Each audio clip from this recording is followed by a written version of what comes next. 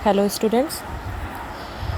पिछले वीडियोज़ में हम अरस्तु के विभिन्न सिद्धांतों के बारे में पढ़ चुके हैं। अरस्तु के दासता सिद्धांत, क्रांति सिद्धांत, सर्वश्रेष्ठ राज्य का सिद्धांत, नागरिकता का सिद्धांत इत्यादि के बारे में हम विस्तार से अध्ययन कर चुके हैं। चूँकि अरस्तु प्लेटो का शिष्य था और प्लेटो की अध्ययन परंपरा को ही उन्होंने आगे बढ़ाया, लेकिन ऐसा नहीं है कि अरस्तु प्लेटो का शिष्य होने के कारण सिर्फ जो प्लेटो ने कहा उन्हीं को अक्षरतः मानता गया और उन्हीं के सिद्धांतों को आगे बढ़ाता गया। अरस्तु ने अपने समय की सारी राजनीतिक परिस्थितियों का अध्ययन किया, उनके बारे में जाना, समझा और प्लेटो के भी विभिन्न सिद्धांतों के बारे में अच्छे से अध्ययन किया और उसके बाद जो उन्हें उचित लगा, जो समय के अनुसार उपयुक्त लगा, उन्हीं के अनुसार अपने सिद्धांतों की उन्होंने रचना की और हमारे समक्ष रखा। उनके बारे में हम पूर्व वीडियोज़ में अध्ययन कर चुके हैं। दासता सिद्धांत, क्रांति सिद्धांत, नागरिकता सिद्धांत और अरस्तु का जो मध्यम वर्ग का शासन या सवर्ण वर्ग का जो शासन था उसके बारे में भी हम देख चुके हैं।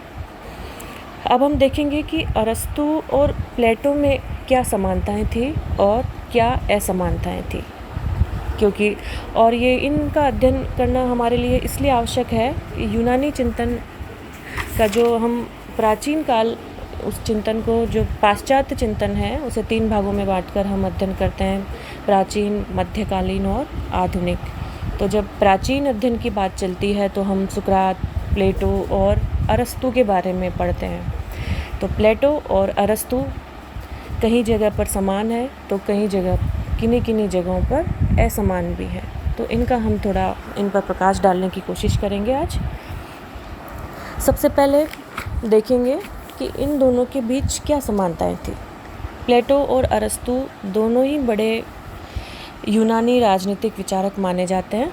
प्लेटो गुरु हैं तो अरस्तु शिष्य है, लेकिन फिर भी शिष्य ने अपने गुरु के कई सिद्धांतों की आलोचना की है और इस प्रकार गुरु शिष्य परंपरा को एक नई दिशा दिखाई। लेकिन अगर हम दोनों के चिंतन की तुलना करें तो उसमें समानता और असमानता के बिंदु दोनों ही देखे जा सकते हैं। समानता की अगर बात करें तो दोनों ही राज्य को एक प्राकृतिक एवं नैतिक संगठन मानते हैं। उनकी दृष्टि में राज्य गुण में साझेदारी है। दोनों ही बताते हैं कि राज्य एक प्राकृतिक संस्था है और व्यक्ति से पहले आई। व्यक्ति की आवश्यकताओं की पूर्ति के लिए राज्य बना है और व्यक्ति के जीवन को सुचारू रूप से एक श्रेष्ठ जीवन की प्राप्ति के लिए राज्य अभी तक बना हुआ है।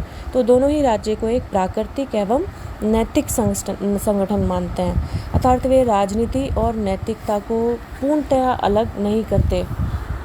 प्लेटो तो फिर भी राजनीति और नैतिकता को दोनों को आपस में लपेटकर हमारे सामने प्रस्तुत करता है। मतलब कहा जाता है कि उन्होंने राजनीति को आचार शास्त्र में लपेट दिया। लेकिन अरस्तु यथार्थवादी लेखक था, यथार्थवादी चिंतक था, इसलिए उन्होंने जहां उन्हें उपयुक्त लगा वहीं पर राजनीति को नैतिकता के साथ समायोजित किया। लेकिन दोनों ने ही राज्य को एक प्राकृतिक एवं नैतिक संगठन माना। इसके बाद बात करते हैं कि हम दोनों यूनानियों को महान और विवेकशील मानते हैं, लेकिन यूनानियों को हीन या असभ्य समझते हैं। कहने का तात्पर्य है कि दोनों ही यूनानियों को महान और विवेकशील मानते हैं।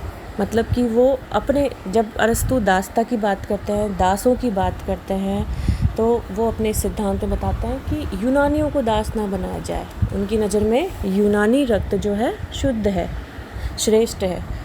इसी प्रकार प्लेटो भी जब अपने दार्शनिक राजा की बात करता है, अपने राज्य की बात करता है, तो वहाँ वो यूनानियों की हर जगह श्रेष्ठता स्थापित करते हैं। फिर उसके बाद में दोनों ही आदर्शवादी राज्य की कल्पना करते हैं, अर्थात उस राज्य की बात करते हैं जो यथार्थ के धरातल पर नहीं था।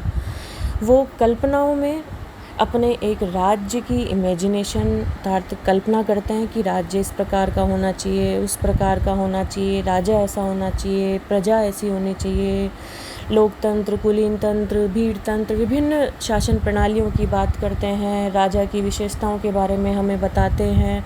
तो राजनीतिक व्यवस्था का एक जो चित्रण करते हैं वो कल्पना लोक में करते हैं। ये बात अलग है कि प्लेटो का आदर्श राज्य पूर्णतया दर्शन शास्त्र में लिपटा हुआ एक काल्पनिक राज्य था जो यथार्थ के धरातल पर नहीं पाया गया। लेकिन अरस्तु ने जिस राज्य की बात की वो हम आज भी उस व्यवस्था को हम कहीं कहीं पर देख सकते हैं। अब बात करते हैं इन दोनों के मध्य असमानताओं की। तो सबसे बड़ी जो असमानता थी प्लेटो और अरस्तु में वो ये थी कि प्लेटो आदर्शवादी है और अरस्तु कहीं कहीं आदर्शवादी भी है तो कहीं यथार्थवादी है।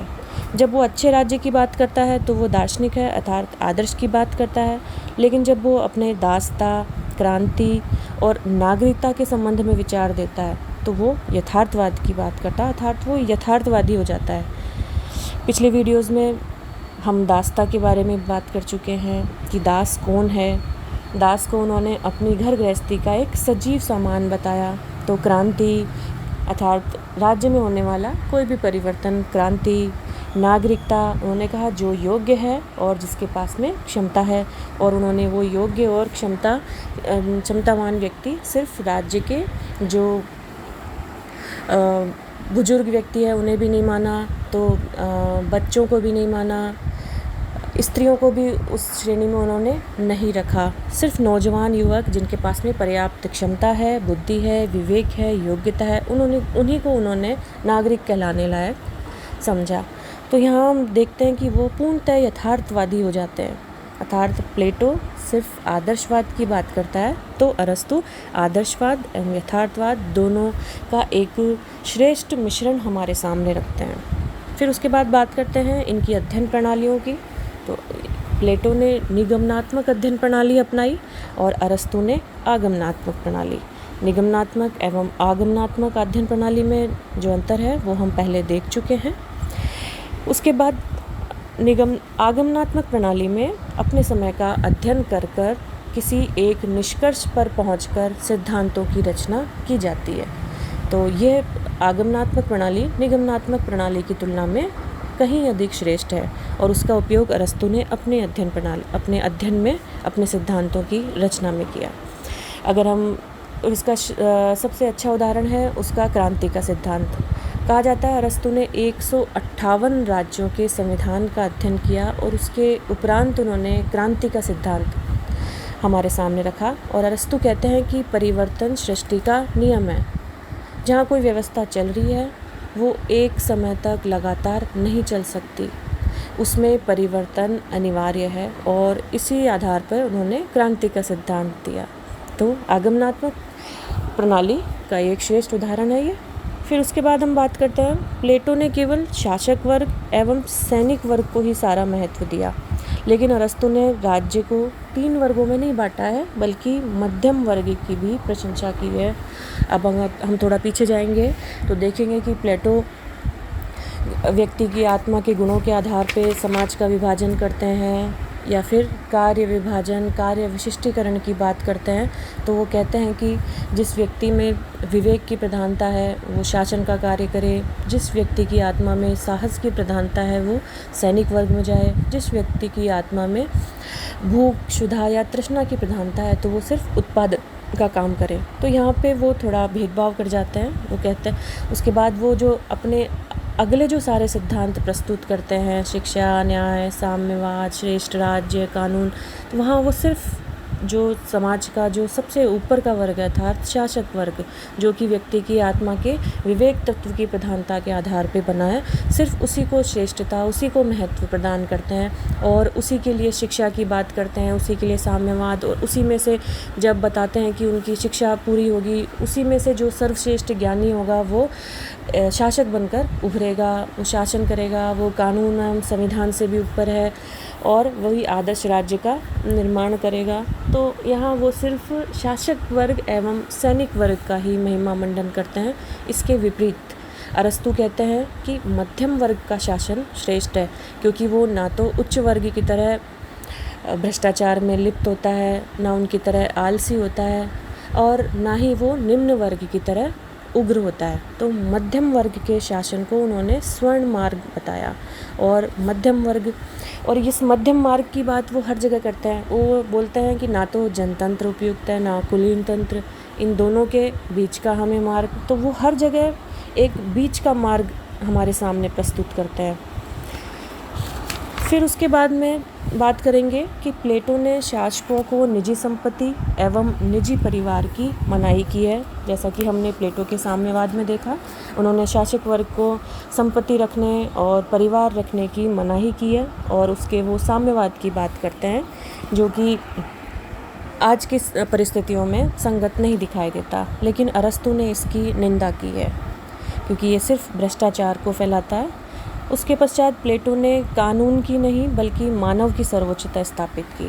जैसा कि हम पूर्व के किए गए अध्ययनों में हमने देखा कि प्लेटो कानून की सर्वोच्चता की जगह व्यक्ति की सर्वोच्चता, यहाँ वो व्यक्ति उसका दार्शनिक राजा है। दार्शनिक राजा को उन्होंने सबसे ऊपर के पायदान पे बिठाया और कहा कि वो जो बोलेगा उसका जो आदेश है वो ही कानून है, वो ही संविधान है, उसके ऊपर कोई कानून अप्लाई का इम्प्लीमेंट नहीं हो सकता। लेकिन अरस्तु मानव की बजाय कानून की सर्वोच्चता स्थापित करता है, और जो अरस्तु ने जो कानून की सर्वोच्चता का सिद्धांत उस समय दिया वो आज तक चला आ रहा है। वर्तमान में भी देखा जाए तो लोकतांत्रिक शासन प्रणालियों में, सिर्फ अगर हम तानाशाही शासन प्रणालियों को छोड़ दें तो लोकतंत्र में व्यक्ति की नहीं अपितु कानून की सर्वोच्चता पाई जाती है। और इन आधारों पे हमने देखा कि इनमें क्या असमानताएं थी। तो प्लेटो एक दर्शन शास्त्री था। उन्होंने दर्शन, तर्क, कल्पना, अपने जो मन मस्तिष्क में जो उसकी जो कपोल कल्पनाएं थी उनके आधार पे सिद्धांत प्रस्तुत किए। इसके विपरीत अरस्तु ने यथार्थ में रहकर जो चल रहा है, क्या श्रेष्ठ है, क्या उपयुक्त है, क्या होना चाहिए, क्या हो सकता है, इन बातों को देखकर सिद्धांतों की रचना की। दोनों ही अपनी अपनी जगह। आज ऐसा नहीं है कि प्लेटो की अपेक्षा अरस्तु श्रेष्ठ थे तो प्लेटो के सिद्धांतों का महत्व नहीं है।